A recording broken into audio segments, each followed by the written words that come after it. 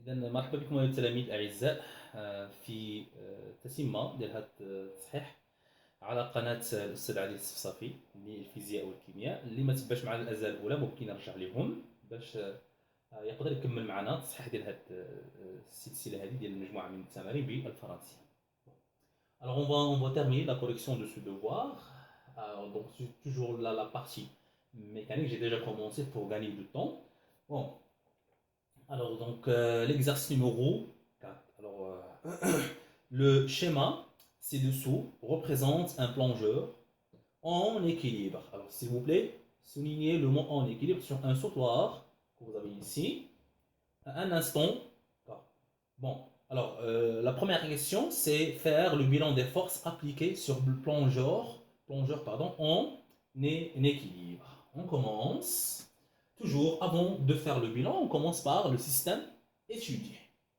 Alors, je pense que vous avez habitué à faire ça. Système et étudié. Alors, le système étudié, c'est quoi? Faire le bilan des forces exercées sur quoi? Exercées sur le plongeur. Alors, le système étudié, c'est le plongeur.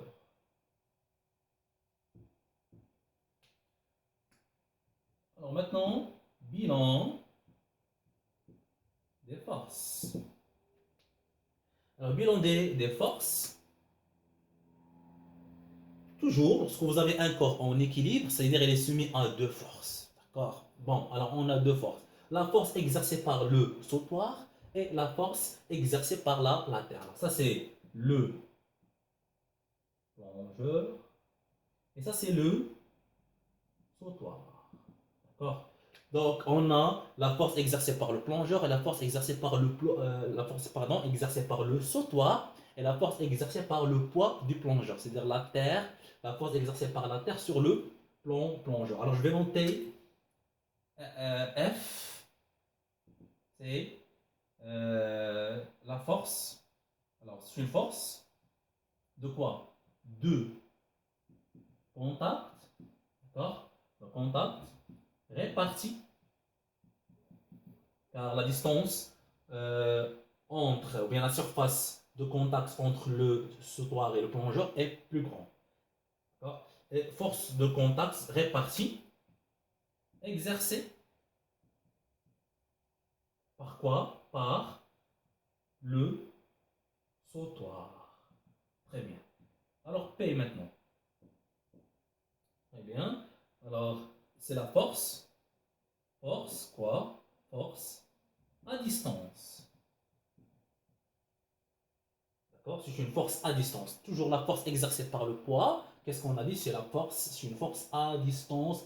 Et toujours les forces à distance sont des forces réparties sur tout le corps. C'est réparties sur tout le corps du plongeur. Alors, force à distance répartie, exercée par le poids du plongeur. Très bien. Alors, ça, c'est le bilan des forces. Qu'est-ce qu'on a dit? On commence toujours par le système étudié. Ensuite, on fait l'inventaire des forces. Déterminer, deuxième question, déterminer les caractéristiques des forces qui agissent sur le plongeur, sachant que son poids est P égale à 800 newtons. Très bien. Bon, alors, toujours, si vous avez deux forces et vous avez un corps en équilibre soumis à deux forces, toujours on doit commencer par la force qui a toutes les caractéristiques, donc c'est-à-dire les caractéristiques est connues déjà dans l'exercice. Alors donc la force qu'on a toutes les caractéristiques, c'est la force P, la force exercée par le poids. Alors le point d'application, c'est toujours le centre de gravité G. Alors on écrit C, c'est G, le point d'application, le centre de gravité. La droite d'action, c'est toujours la verticale. La verticale qui passe par G. Le sens, c'est toujours de G vers le bas. ou bien vous pouvez écrire vers la Terre. Et l'intensité, alors vous avez l'intensité 800 newtons. C'est dans les données, d'accord? Vous avez dans les données 800 newtons. Très bien. Bon, alors, on a commencé par P, car P, on connaît déjà, donc toutes les caractéristiques. Déjà, les premières caractéristiques ne changent pas. Les trois premières. Le point d'application, c'est toujours G. La droite d'action, c'est toujours la verticale qui passe par G. Le sens, c'est toujours de G vers le bas. Alors, l'intensité qui change. Soit on trouve l'intensité donc à travers les données, ou bien on doit la calculer à travers la relation P égale à 1 fois G. Et c'est ce qu'on a fait dans l'exercice précédent. Très bien. Alors, je passe maintenant à la force F. Bon, puisque le corps est en équilibre et se met à deux forces, la force P et la force F, alors les deux forces, qu'est-ce qu'elles ont? Alors, elles ont la même intensité, elles ont la même droite d'action, c'est-à-dire le même support, et elles ont deux sens opposés. D'accord? Très bien. Alors, le point F, c'est, pardon, le point d'application de la force F, c'est le point S que vous avez ici, le point de contact entre le sautoir et le plongeur. Alors, je vais écrire ici S. D'accord? Très bien. Alors, la droite d'action, c'est la verticale. Pourquoi la verticale? Car les deux forces ont la même droite d'action. Alors, on va dire c'est la verticale. C'est toujours la verticale qui passe par, donc on peut dire S ou bien G, d'accord? Alors, tout simplement, c'est la droite GS. Plus on a ici GS, on peut dire la droite même. La droite, c'est la droite GS. D'accord? La droite qui passe par G, on passe par S. Elles ont deux sens opposés. Si le sens de la force P de G vers le bas, alors l'autre c'est de S vers le haut.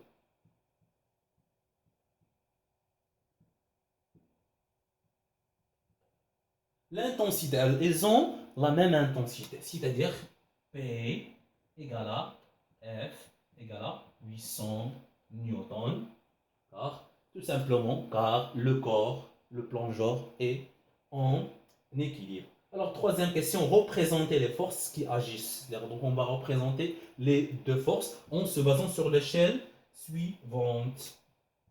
Alors, donc on va calculer la longueur de la flèche.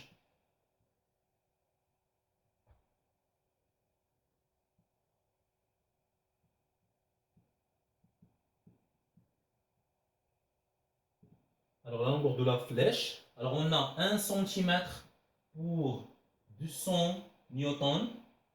L'intensité qu'on a, c'est 800 newtons. Très bien. Alors, X, on fait la règle de 3. Alors, 800 fois 1 divisé par 200, ça donne 4 cm. Alors, je dois représenter la force par une flèche de longueur qui a 200 cm.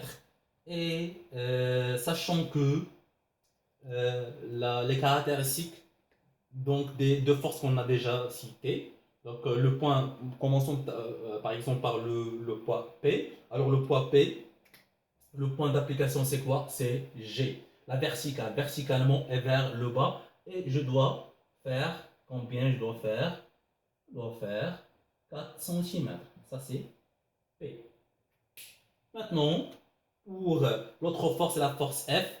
Donc, commençons par le point S, car c'est le point d'application. De quoi? De S vers le haut. Et la même chose, alors donc 4 cm. Alors, donc je peux aller jusqu'à ici. C'est pas grave. Bon, alors c'est quoi? C'est la force, c'est quelle force? C'est la force. Je peux écrire ici, c'est la force. Très bien. Et comme ça, donc on a terminé l'exercice numéro 4. On passe à l'exercice numéro 5.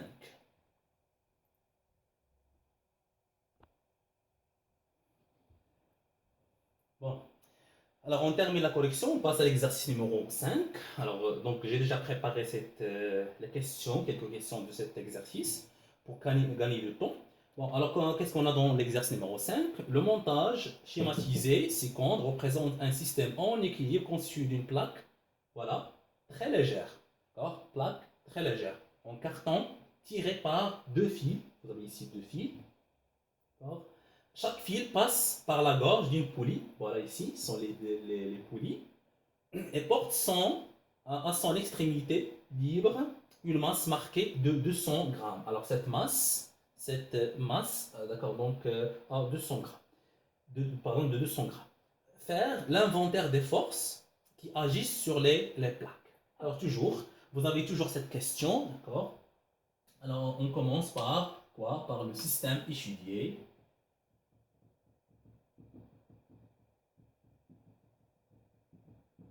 Alors le système étudié, c'est la plaque.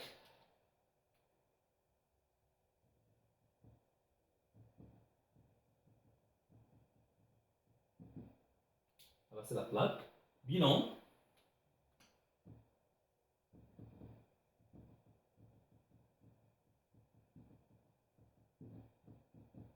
Bilan des forces. Alors, les forces qu'on a. Les forces qu'on a. Alors vous avez ici un système en équilibre. Alors, puisque le système en équilibre, qu'est-ce qu'on a dit? On a toujours, lorsque vous avez l'équilibre, c'est-à-dire que vous avez seulement deux forces. Alors vous allez dire que, alors on a les deux fils, c'est-à-dire la force exercée par le fil, d'accord? Donc le fil B et le fil A par exemple, et on a toujours la force exercée par la Terre, c'est-à-dire on a trois forces dans ce cas. Bon, alors si donc on revient. Donc, je reviens à l'exercice, à l'énoncé que vous avez ici. Alors, vous avez une plaque qui est très légère. Puisque vous avez la plaque est très légère, c'est-à-dire, dans ce cas, on va négliger la force exercée par la Terre. On va négliger le poids de la plaque. Toujours, si vous avez un corps qui est très léger, ou bien une chose qui est très légère, ça veut dire quoi? Ça veut dire donc dans ce cas, on va négliger la force exercée par la Terre, c'est-à-dire on va considérer que comme on n'a pas la force, cette force, c'est-à-dire la force exercée par la Terre, c'est-à-dire le poids de ce corps. C'est-à-dire donc on va considérer que le corps est en équilibre sous l'action de la force exercée par le fil A et le fil B. Très bien. Bon, alors pour le fil A, je vais noter la force, c'est la force FA.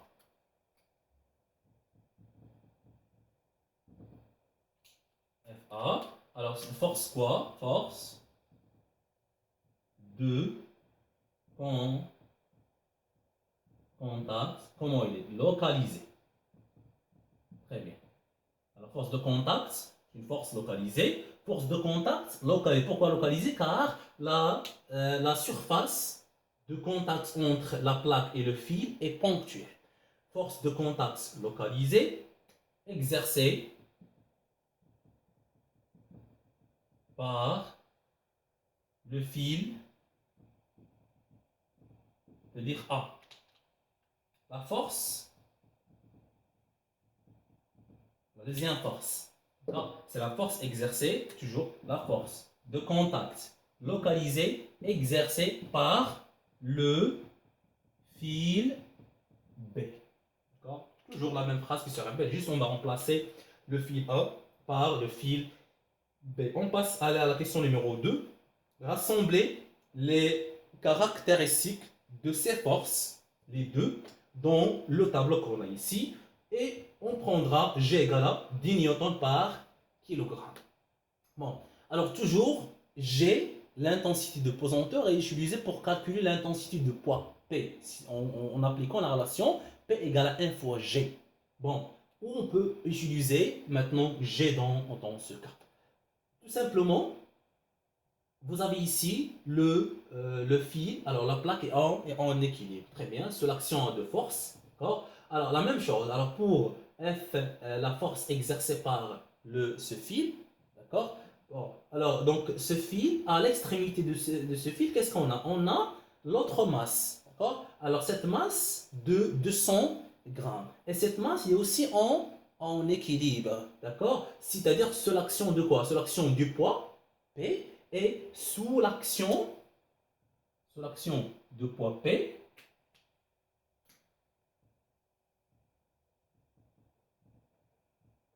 et sous l'action de la force. Donc ça c'est la force FA. C'est la même ici, d'accord? Car donc ce fil qu'on a ici, elle est inextensible. et de masse négligeable, on peut considérer que cette force FA, c'est la même force qu'on a ici. La même chose,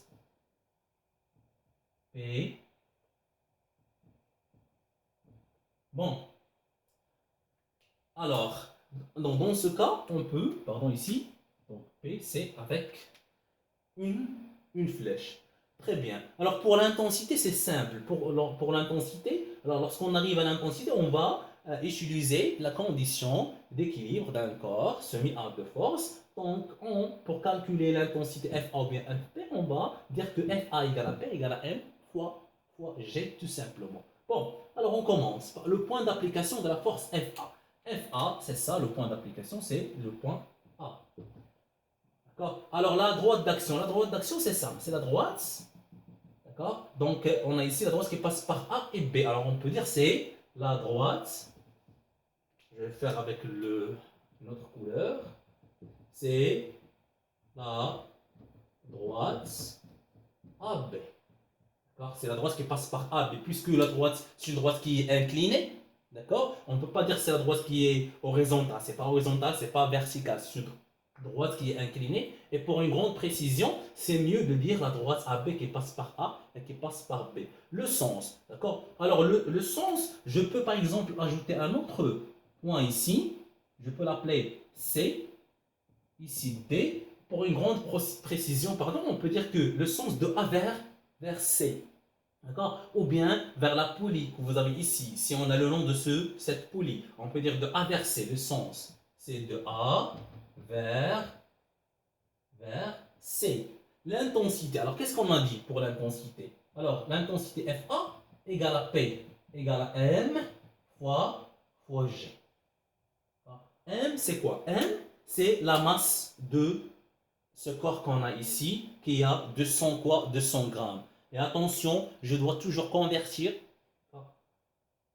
la masse en grammes, donc la masse de l'unité gramme en kilogrammes. C'est-à-dire donc on doit diviser toujours par 1000. Vous avez ici 200 grammes, alors on doit la diviser par 1000, ça donne combien? Ça donne 0,2. Alors ça donne 0,2 multiplié par G. Vous avez ici G égale à 10 newtons. Alors c'est 2 newtons tout simplement. Très bien, on passe à la force B, c'est la force FB, c'est la force exercée par ce fil. Alors le point d'application c'est B. La droite d'action, puisque la plaque est en équilibre, alors c'est la même droite d'action. Alors c'est la droite AB. Maintenant, deux sens opposés. Donc c'est de B vers D. Donc j'ai ajouté ce point pour une grande précision. D'accord. Donc puisque vous avez ici le droitier est incliné, alors parfois on n'était pas sûr est-ce qu'on parle de B vers le haut ou bien c'est vers la droite. Alors c'est mieux d'ajouter un autre point et dans ce cas vous pouvez dire de B vers D, de A vers C. La même chose. Alors donc ils ont la même intensité. Pour l'intensité c'est F. Alors FB égale à FA. Donc c'est pas la peine de refaire le même calcul, c'est 2 newtons. Très bien, on passe à la dernière question, c'est la question numéro 3. Et la question numéro 3, c'est toujours la représentation. On termine toujours par la représentation, représenter ses forces en prenant comme échelle 1 cm pour 1 newton. Très bien. Bon, alors donc, avant donc je dois noter d'abord l'échelle. Alors l'échelle pourquoi? Pour calculer la longueur de la flèche. Alors 1 cm pour 1 newton. L'intensité qu'on a ici, c'est quoi? C'est 2 newtons. Alors 2 newtons, ça donne combien? Ça donne 2 fois 1 divisé par 1, c'est 2 cm. Alors je vais représenter les deux forces avec une flèche de longueur qui a 2 cm. Juste une petite remarque ici. Alors, parfois, donc, si vous oubliez de convertir la masse en kilogrammes, parfois, alors donc si vous gardez par exemple la masse en grammes, ça sera 200 multiplié par 10. Alors 200 multiplié par 10, ça donne combien? Ça donne 2000. Bon, donc, lorsque vous passez à la question numéro 3, vous trouvez ici l'échelle 1 cm pour 1 newton. Et vous allez remplacer, vous allez faire ici, au lieu de faire 2, vous allez faire 2000. Alors, lorsque vous allez faire la règle 3, 2000 multiplié par 1 divisé par 1, ça donne 2000 cm.